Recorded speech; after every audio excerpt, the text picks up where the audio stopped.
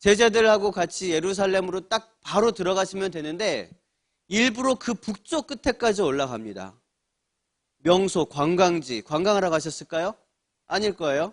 하지만 사람도 많이 모이고 신전도 많고 자연 경관도 너무나 경치도 아름답고 건축물들도 으리으리한 그런 중앙동 한복판으로 예수님이 12제자를 쫙 데리고 먼 길을 그렇게 돌아서 그쪽을 먼저 들리십니다. 그리고 그 휘황찬란한 그곳의 문화와 아름다운 자연 경관을 보여주시면서 제자들에게 물었습니다. 사람들이 나를 누구라고 하느냐?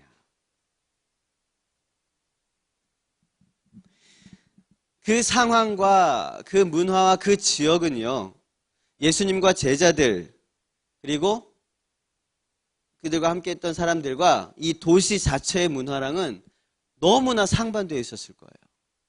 먼 길을 여행했습니다. 발 붙일 곳도 없고 머리 둘 곳도 없었던 그런 어떻게 보면 순례객들이었죠. 그 예수님과 그의 제자들은. 그래서 옷도 굉장히 남루했을 거고요. 수염이나 머리도 다듬지 못했을 거고요. 초췌한 그런 상황에서 거의 아마 맨발이지 않았었을까 싶기도 하고요. 그런 여행객들, 남루한 행색의 여행객들 몇 명이서 이 으리으리하고 번듯한 도시 한복판에서 딱 서 있는 것입니다. 그리고 예수님께서 제자들에게 사람들이 나를 일컬어 누구라 하느냐라고 묻습니다. 이곳에서 예수님께서는요, 제자들에게 예수님의 존재에 대해서, 예수님의 정체성에 대해서 질문을 던지신 거예요. 이 질문은요, 크게 두 차원으로 이루어져 있습니다. 하나는 사람들이 보는 예수님이 누구냐, 사람들이 보는 예수님이 누구였냐 라는 것을 물으셨습니다. 여론을 물으셨던 거예요. 사회적으로 어떻게 인식되고 있는지를 물으셨습니다. 사람들은요, 예수님을 뭐라고 했습니까? 누군가는 세례 요한이라고도 하기도 했고, 누군가는 엘리야라고도 하기도 했고, 누군가는 예레미야, 또 더러는 어떤 선지자들이 아니었을까라고 사람들 안에서 의견은 분분하게 있었습니다. 제자들은 사람들이 예수님을 이러이러한 선지자라고 생각합니다라고 대답을 했어요. 예수님이 원래 그렇게 사람들의 시선이나 여론이나 이런 것들을 신경 쓰시는 분은 아니잖아요. 그런데 왜 이 질문을 하셨을까? 그 이유는 두 번째 질문을 던지기 위해서였습니다. 두 번째 질문이 뭡니까? 제자들에게 묻습니다. 그러면 너희들은 나를 누구라고 생각하느냐? 너희들은 나랑 같이 3년 가까이를 따라다닌 너희들은 날 누구라고 생각하길래 나를 그렇게 따라서 전 재산도 버리고 가족도 버리고 그렇게 왔냐? 라고 물어보셨습니다. 제자들은요, 그때까지도 사실은 어쩌면 예수님을 어떤 세례 요한 같은 그런 어떤 선지자라고 생각하는 사람들도 있었을 거예요. 또 메시아지만 어떤 그 정치적 메시아로 생각하는 사람도 있었을 거예요. 로마의 통치로부터 이스라엘을 구원해줄. 제자들 안에서도 12명이었지만 12명 다 제각각 예수님에 대한 정체성, 그 관점이 달랐을 것입니다. 그러나 제자들은 섣불리 입을 열어서 대답할 수는 없었을 거예요. 그때 베드로가 입을 열어서 대답합니다. 뭐라고 대답합니까? 주님, 당신은 그리스도입니다. 살아계신 하나님의 아들입니다. 주는 그리스도시요 살아계신 하나님의 아들이니다 라고 대답을 했습니다. 예수님은요, 정확한 정체성을 알고 있는 베드로를 칭찬하셨어요. 그리고 예수님께서 그렇게 얘기를 하죠. 이건 사람으로서 이해하거나 알 수 있는 부분이 아니다. 분명히 이것을 알게 하신 분은 하나님이실 것이다. 하나님께서 너로 하여금 이것을 알게 하셨구나 라고 하시면서 칭찬을 하셨습니다. 그러면서 어마어마한 말씀을 주셨는데 뭐냐면 하나님께서 알려주신 그 진리의 고백 위에다가 내가 내 교회를 세우겠다 라고 말씀하신 겁니다. 여러분, 그 반석 위에 세워진 교회는요, 예수님이 세우신 예수님의 교회입니다. 예수님께서는 그 고백을 했던 베드로에게 바요나 시몬이라고 불렀다가 다시 베드로라고 고쳐서 부르십니다. 바요나라는 말은요, 요한의 아들이란 뜻입니다. 바라는 것이 이제 아들, 비읍이 들어가면 아들이거든요. 그래서 요한의 아들 시몬아, 너를 이제 베드로라고 부르게 할 것이다. 베드로가 무슨 뜻입니까? 반석이라는 뜻이죠. 그리고 내가 그 반석 위에다가 내 교회를 세우겠다. 이렇게 얘기하셨어요. 그 반석에다가 교회를 세우시겠다고 하신 것은요, 베드로가 뭘 잘해서, 베드로가 열정이 있어서, 베드로가 믿음이 있어서, 베드로가 말을 잘해서, 돈이 많아서 아니었어요. 베드로의 어떠함이 아니라 하나님께서 베드로의 입술을 통해서 그 고백을 하게끔 하셨기 때문에 예수님께서는 베드로에게가 아니라 베드로의 그 고백 위에다가 교회를 세우시겠다고 하신 것입니다. 여러분들은 예수님을 뭐라고 고백하십니까? 여러분들이 가이사랴 빌립보 그 한복판에서 남루한 행색의 예수님과 함께 있었다면, 그리고 그 예수님이 그 자리에서 여러분에게 물어보았다면, 너희는 나를 뭐라고 생각하냐? 남들은 나를 이렇게 생각한다고 하더라. 근데 너희는 나를 뭐라고 생각하냐?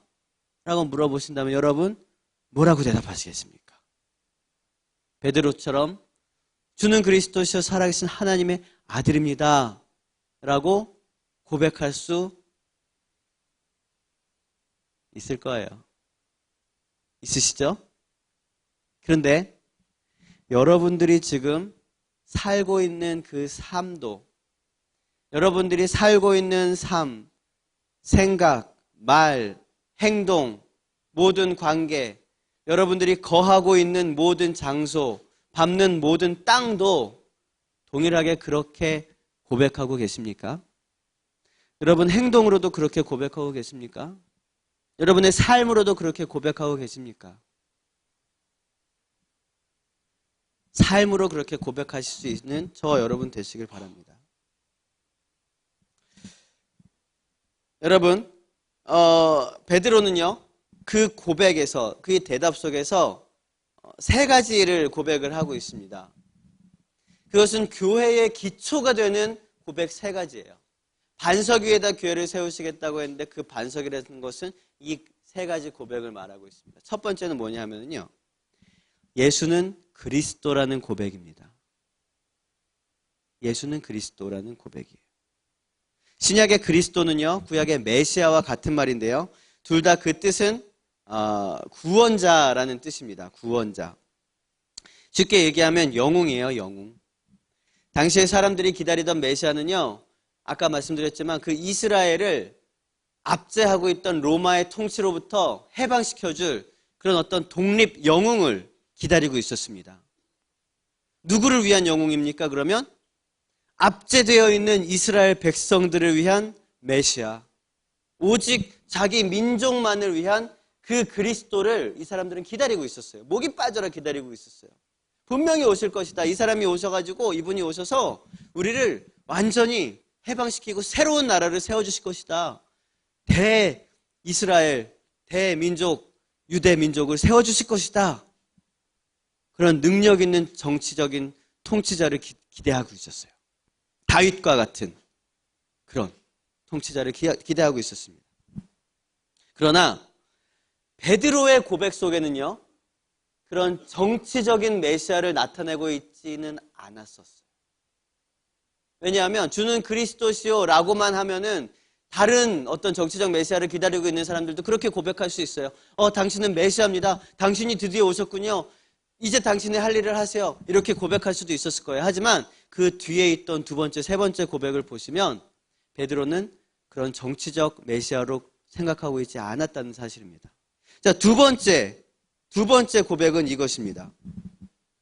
교회의 기초가 되는 고백은요, 살아계신 하나님이라는 거예요. 하나님이 살아계시다는 것입니다. 그 당시는요, 말라기 선지자, 이제 구약 마지막 책이 말라기잖아요. 말라기 선지자 이렇게 이후로 신약 딱 시작하는 그 요한, 세례 요한이 딱 등장할 때까지가 대략 400년 정도가 이렇게 비어 있어요. 그때는 성경도 쓰여지지 않았고, 정말 세계사적으로는 뭐 많은 일들이 있었죠. 알렉산더 대왕이라든지 뭐 그런 어떤 많은 일들이 있었죠. 그런데 그 안에서, 성경 안에서는 아무것도 말하고 있지 않습니다. 말라기부터. 그러니까 신구약 중간사라고 해서 신학자들은 이 부분을 뭐라고 하냐면 암흑의 시대, 침묵의 시대라고 합니다. 그만큼 하나님의 말씀이 하나도 나타나지 않았던 때가 몇 년이요? 400년 동안 흐르고 있었다는 거예요. 400년이면요, 대수가 굉장히 많이 지나가요. 한 10대 정도가 지나가거든요. 나보다 10대 위의 할아버지가 마지막 선지자 말라기를 만났던 분이란 거예요. 그러니까 이게 이 사람들한테는 체감이 되겠습니까? 안 될 거예요. 하나님의 말씀이 그냥 말씀인지 하나님의 약속인지 뭐 그냥 글로 써있는 말씀인지, 심지어는 그때로부터 모세가 홍해를 건너고 애굽에서 탈출을 했을 때, 민족 대이동이 있었을 때, 그때가 몇 년 전이냐면 대략 1500년 전이거든요. 그러니까 그 당시에 모세를 체감하기로는요, 지금 우리가 AD 500년 정도를 우리가 생각하는 그 정도예요. 그때가 뭐 우리가 실감이 납니까? 그냥 뭐 아주 옛날에 무슨 전설과 같은 이야기, 뭐 그렇게 우리가 생각을 떠올리겠죠. 그만큼 어떤 멀리 있는 이야기, 하나님의 말씀이 침묵하던 그런 시대였던 거예요. 근데 그 상황에서도 하나님의 말씀이 들리지 않아도, 선지자들이 선포가 없었다 할지라도, 하나님의 역사가 그 민족 가운데 일어나지 않았어도, 그래도 하나님은 지금 살아계십니다라고 고백했던 게 바로 베드로의 이 고백입니다. 살아계신 하나님이라고 표현하고 있습니다. 지금 아무런 말씀도 들리지 않은 지 400년이 지났습니다. 모세가 홍해를 건넌 지 1500년이 지났습니다. 아무도 체감하지 못해도, 그래도 지금 내 상황 속에서 하나님께서 이 민족을 로마의 압제 속에, 그 불편한 로마의 압제 속에서 통치를 받게 한 지 꽤 오랜 시간이 지났음에도 불구하고 하나님은 지금 살아계시고 우리 곁에 계십니다 라고 고백한 것이 베드로의 고백입니다.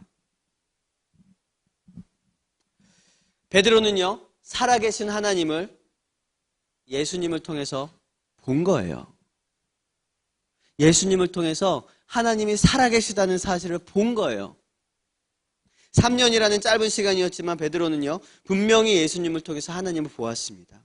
그렇기 때문에 오늘 이와 같은 고백을 할 수 있었던 겁니다. 하나님은 살아계십니다.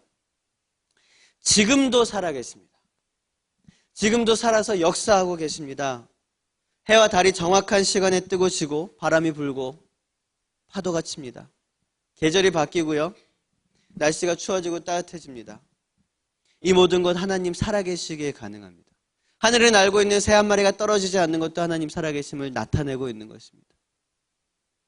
나의 상황이 좋아지거나 어려워지거나 내 안에 평안이 가득 차게 되는 것은 내 안에 하나님 살아계시기 때문입니다. 나의 계획이 내 뜻대로 되든지, 혹은 나의 계획이 내 뜻대로 되지 않는다 할지라도 하나님은 살아계십니다. 지금 살아계십니다. 여러분의 삶의 한복판 그곳에서, 가이사랴 빌립보라고 하는 그 휘황찬란한 그곳 한복판에서도 베드로는 하나님 살아계시다고 고백하고 있는 거예요. 우리는 그래서 걱정하지 않아도 됩니다. 세 번째, 교회의 기초가 되어진 베드로의 고백은요, 그 그리스도이신 그 예수님이 지금 살아계신 그 하나님의 무엇이다? 아들이다. 아들이다. 우리는 많이 들어왔어요. 예수님은 하나님의 아들입니다. 뭐 우리가 믿든지 안 믿든지 굉장히 자주 들었던 말이에요. 많이 들었던 말입니다. 그런데 이 당시에는 어떤 당시였냐 하면요, 복사기가 있었을까 없을까요? 없었어요. 그러니까 사람들이 다 성경책을 손으로 베꼈었거든요. 근데 하나님이라는 단어가 나올 때 딱 펜을 놓고 가서 목욕을 하고 와요. 그 다음에 다시 와서 하나님, 이거는 함부로 쓸 수 있는 글이 아니라는 거죠. 그러던 시기예요. 물론 구약은 조금 더 전시기이긴 하지만 그런 생각을 가지고 있던 시기예요. 하나님은 거룩하신 하나님, 사람이 감히 범접할 수 없는 그 하나님인데 그 하나님이 자신의 아들을 이 땅에 보내셨다고 고백하는 거는요, 그 당시로서는요, 이해하고 안 하고의 문제가 아니라 상상도 할 수 없는 문제였던 거예요. 상상도 할 수 없는 그런 고백을 베드로의 입에서 나온 거예요. 그런 고백이 베드로의 입에서 나온 것입니다. 그래서 예수님께서 야, 이건 네가 생각한 거 아니다. 하나님께서 너로 하여금 알게 하셨구나라고 얘기하신 겁니다. 그게 아니고서는 상상할 수도 없는 그런 거예요. 불가능한 그런 고백이었습니다. 그러나 베드로는요, 그 고백을 할 수밖에 없었어요. 할 수밖에 없었어요. 왜냐? 하나님이 알게 하게 하셨거든요. 하나님이 알게 하셨기 때문에 베드로는 그 고백을 할 수밖에 없었어요. 아, 그 예수, 그 그리스도가 우리가 수천 년 동안 기다려왔던 그 그리스도가 바로 당신입니다. 예수님 당신입니다. 그리고 당신은 동시에 하나님의 살아계신, 지금도 살아계신 그 하나님의 아들입니다. 아들입니다. 여러분, 지금 우리가 예수님이 하나님의 아들이라는 사실을 고백할 때 고민합니까? 아니면 걱정합니까? 심히 두려워합니까? 아니면 도저히 막 힘들게 막 그렇게 고백을 합니까? 아니에요. 우리는 너무나 쉽게 합니다. 찬양할 때 그냥 운율에 맞춰서 찬양하다 보면 언젠가 내가 고백하고 있어. 성경 말씀을 읽다 보면 언젠가 내가 고백하고 있어. 때로는 내가 마음 깊숙이에 그런 감사함으로 그런 고백이 터져 나와도 언제 어디서든지 내가 고백할 수 있어요. 내가 이걸 고백한다고 해서 잡혀가는 것도 아니고 괴롭힌다는 것도 아닙니다. 너무나 평안하게 우리는 하나님의 아들이 예수 그리스도라고 고백할 수 있습니다. 여러분, 이게요, 어마어마한 축복입니다. 이게요, 어마어마한 축복이에요. 우리는 언제든지 하나님이 예수 그리스도의 아들이라고 고백할 수 있는데요, 그것을 통해서 하나님께서 이 고백을 통해서 우리 안에 거하실 것이라고 말씀하고 있습니다. 우리가 하나님 안에 거하고요, 하나님이 우리 안에 거하는 방법은 우리가 이 고백을 할 때예요. 예수님이 하나님의 아들입니다 라고 고백을 할 때. 요한일서 4장에 보시면은요, 이런 말씀이 있습니다. 누구든지 예수를 하나님의 아들이라 시인하면 하나님이 그의 안에 거하시고 그도 하나님 안에 있느니라.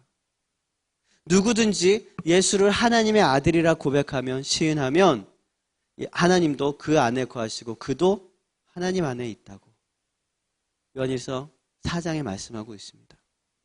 여러분, 우리가 날마다 이 고백 기쁘게 하시길 바랍니다. 하나님 안에 거하시길 원하십니까? 하나님이 언제나 여러분들 안에 거하셨으면 좋겠어요? 그러면 날마다 고백하세요. 예수님, 당신은 하나님의 아들입니다. 감사합니다. 감사합니다.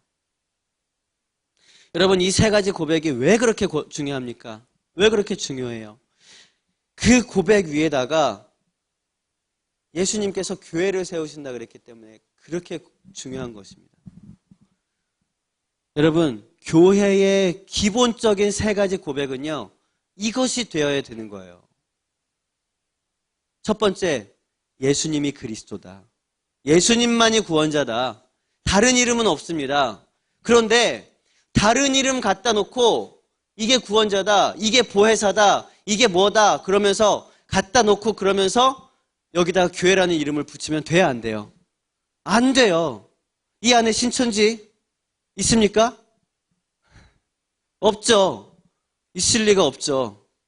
여러분, 제가 가끔씩 신천지랑 뭐 하나님의 교회 그런 이단 얘기를 합니다. 왜냐하면 좀 여러분들도 알아야 되지만 혹시라도 계신 분들은 빨리 가야 되거든요. 빨리 다른 교회 찾아가든지 뭐 빨리 복음으로 다시 이렇게 좀 주님 영접하고 그래야 되거든요. 그래서 좀 경각심을 위해서 말씀을 드려요. 여러분, 셀 안에서 혹시라도 여러분보다 먼저 온 사람들이라 할지라도 야, 우리 따로 공부하자, 우리 따로 뭐 이렇게 하자. 그러면 여러분 따로 성경 공부하면 돼야 안 돼요? 안 돼요. 셀리더라 할지라도 야 우리 목사님한테 얘기하지 말고 일로 와봐. 우리 큐티 모임 좀 하자. 내가 좋은 거 가르쳐 줄게. 저기 나가서 뭐 선교사님이 뭐 이렇게 뭐 오셨어. 막 돼야 안 돼요? 안 돼요. 가장 먼저 여러분들이 확인해야 될 게 뭐냐면 이거 목사님한테 좀 물어보고 할게요. 그러면 돼요. 안 돼. 그거는 진짜 목사님 알면 안 돼. 그러면요 신천지예요. 제가 저번에 지지난주인가요? 언제 그 하늘문이 열리는 등반대회를 갔었어요. 가서 오는 길에 전철을 타고 왔는데 전철역에서 딱 내려가지고 중앙역에서 77번을 타려고 기다리고 있었거든요. 그랬더니 설문조사를 나왔어요. 근데 요즘은 그렇게 하더라고요. 자기는 저기 한양대학교 사이버 거기서 이제 수업을 봤는데 가족 그림을 좀 그려달라고 그러더라고요. 그러면서 이만한 종이에다가 가족 그림을 좀 그리고 밑에다가 이름이랑 전화번호 그리고 종교를 적으래요. 가족 그림을 그리는. 그래서 제가 저랑 있고 제 옆에 이 친구랑 같이 정효랑 같이 있었는데 정효한테 그걸 딱 물어보는. 그래서 저 옆에서 딱 보고는 한양대 사이버대학교 어디서 오셨어요? 그래서 그런 식으로 물어봤어요. 제가 거기 아시는 분이 있는데 한번 전화해서 물어보려고요. 그랬더니 이 사람이 당황을 하는 거예요. 아 그게요 저기가 막 그래. 여기다가 이거를 그림을 그리는데 종교는 왜 적어요? 그래서 그랬더니 이 사람이 이제 잘 말을 못했어요. 그냥 내 전화번호 적어주고 올 걸 그랬나 봐. 근데 그때 이제 마침 버스가 와서 같이 타고 갔는데 여러분 이런 식으로도 신천지들이 하더라니까요. 왜냐하면 그들이 필요한 건 여러분들의 이름과 전화번호예요. 딴 거는 아무것도 필요 없어요. 이름과 전화번호를 아무데나 적지 마세요. 여기 들어오는 새신자 카드에는 적어도 됩니다. 아무데나 그렇게 적지 마세요. 왜냐하면 그걸 통해서 이 사람들 전화하고 막 계속 막 지겹게 달라붙거든요. 이단입니다. 신천지 이단. 혹시 이 가운데 계시면은 그냥 오늘까지만 여러분 은혜 받으시고 다음 주부터 오지 마세요. 진짜 오지 마세요. 우리 청년들 어마어마한 청년들이에요. 좀 신천지들의 여러분들 말고 신천지들의 표현을 빌자면 우리 교회는 지뢰밭입니다. 그러니까 알아들으시는 분들은 신천지식 표현입니다. 그러니까 여러분들 신천지 있으시면 다음 주에 나오지 마시고요. 전도사님들은 이번 주에 나왔는데 다음 주에 안 나오신 분들 잘 체크해 주시길 바랍니다.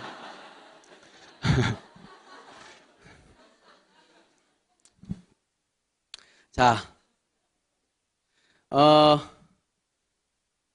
이 세 가지 고백 위에다가 주님께서 교회를 세우셨거든요. 그래서 이 세 가지 고백이 중요합니다. 첫 번째 뭐라고요? 예수님만이 그리스도다. 두 번째는 하나님은 살아계시다. 세 번째는 그 예수님이 그 살아계신 하나님의 아들이다. 이 세 가지 고백 위에다 예수님께서 교회를 세우신 것입니다. 예수님께서는요, 부활하시고 승천하시면서 이 땅에서 올라가셨어요.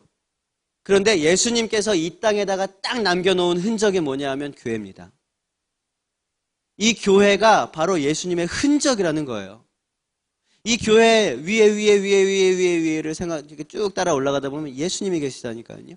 이 땅에서 두 발 붙이고 딱 서 계셨던 그 예수님이 베드로에게 오늘 이 이야기를 하셨던 그 장면이 나온다니까요. 그 후손인 교회에 여러분이 지금 다니고 있는 거예요. 성찬식 하잖아요. 성찬식 위에 올라가 보면 예수님이 12제자들에게 떡을 나누어 주셨던 그것을 기념하기 위해서 우리가 성찬식 하는 거거든요. 만약에 예수님이 안 계셨더라면, 예수님이 구원자가 아니고 예수님이 하나님의 아들이 아니었더라면 우리는 성찬식을 어디서부터 시작했겠습니까? 우리는 교회를 어디서부터 시작했겠습니까? 여러분, 이것이 바로 하나님께서 예수님을 통해서 베드로의 고백 위에다가 세우신 교회입니다. 하나님께서는 이 땅에다가 딱 두 개의 공동체만 만들어 놓으셨어요. 하나는 교회고요. 하나는 가정입니다. 그만큼 중요한 공동체가 교회예요. 교회. 학교예요?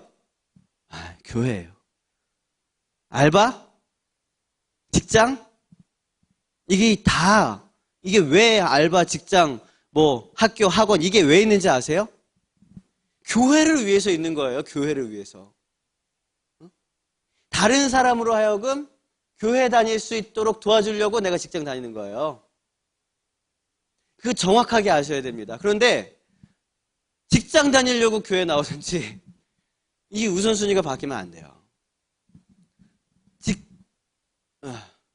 알아들으셨죠? 그렇습니다. 여러분 함께 고백합시다.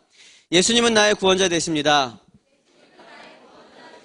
하나님은 살아계십니다. 예수님은 살아계신 하나님의 아들입니다. 여러분 이 터 위에 있으면, 이 고백의 터 위에 있으면 우리는 예수 그리스도의 몸된 교회입니다. 여러분 말씀을 정리하겠습니다. 교회가 진짜 교회 되기를 원합니다. 교회가 건물이 크고 사람이 많다고 좋은 교회 아니에요. 진정한 교회는요, 건물이 있든지 없든지 사람이 많든지 적든지 이 세 가지 고백 위에 세워진 교회가 진짜 건강하고 튼튼하고 제대로 된 교회입니다. 이 세 가지 터 중에서 하나라도 흔들리면 이건 교회 아니에요. 교회 아니에요. 우리 교회는 예수님께서 친히 세우신 주님의 몸된 교회입니다. 여러분 한 사람 한 사람들이 있는 그 공동체 안에서 주님의 교회를 세우시길 바랍니다. 그 고백들이 여러분의 삶의 기초가 되시길 바랍니다. 하나님이 예수님의 아버지가 된다는 사실이 무슨 말인지 아십니까? 살아계신 하나님이 저와 여러분의 아버지가 되신다는 뜻입니다. 천지를 만드신 그 하나님이 저와 여러분의 아버지가 되신다는 뜻이에요. 예수님께서 그 어마어마한 통로를 열어주신 거예요. 양자 삼아주셨다. 돌 감람나무를 떼다가 참 감람나무에다 접붙였다라고도 표현하고 있고요. 그렇게 되어서 우리가 하나님을 아버지라고 부르는데 너무나 쉽게 부를 수 있게 되었습니다. 하나님 아버지라고 지금 못 부르는 사람은 없어요. 그 당시에는 상상할 수도 없는 일이었습니다. 여러분 그리고 예수님께서 하나님과 우리 사이를 연결지어 주신 큰 통로를 열어주시고 그 한복판에다가 교회를 세우셨습니다. 교회의 역할은 사람과 하나님의 관계를 맺어주는 것입니다. 계속해서 우리는 교회를 통해서 하나님을 알게 됩니다. 이 교회를 통해서 많은 사람들이 하나님을 아버지로 고백하고 예수 그리스도 그분을 삶의 주인으로 맞아들여야 합니다. 이것이 교회가 해야 할 사명이자 축복입니다. 교회가 교회 되게끔, 예배가 예배 되게끔 이렇게 여러분의 삶 속에서 교회를 세워나가시는 저 여러분 되시길 바랍니다. 함께 찬양하고 기도하겠습니다.